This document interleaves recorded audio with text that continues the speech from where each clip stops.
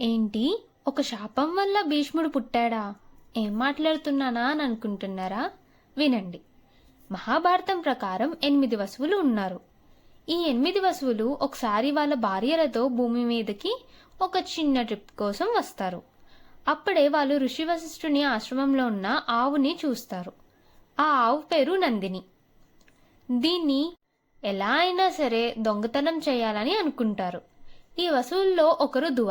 ఆయన ప్లాన్ ప్రకారం అందరం కలిసి నందినిని ఎలా దొంగతనం చేయాలి అని ప్లాన్ చేసుకుంటారు. వశిష్ఠునికి ఇదంతా తెలిసిన వెంటనే వసువులకు ఈ శాపం అనేది ఇస్తారన్నమాట. వీళ్ళు మళ్ళీ మనుషుల్లా పుట్టి మనుషుల్లాగా కష్టపడాలని శాపం ఇస్తారు.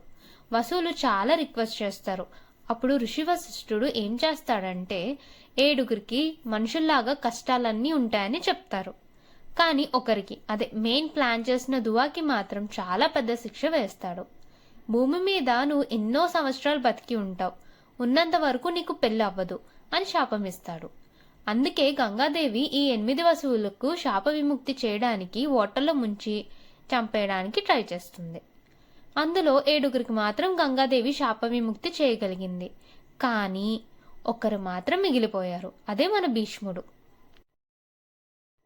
భీష్ముడు పెళ్లి చేసుకోను అని ఒట్టు ఎందుకు వేశాడు?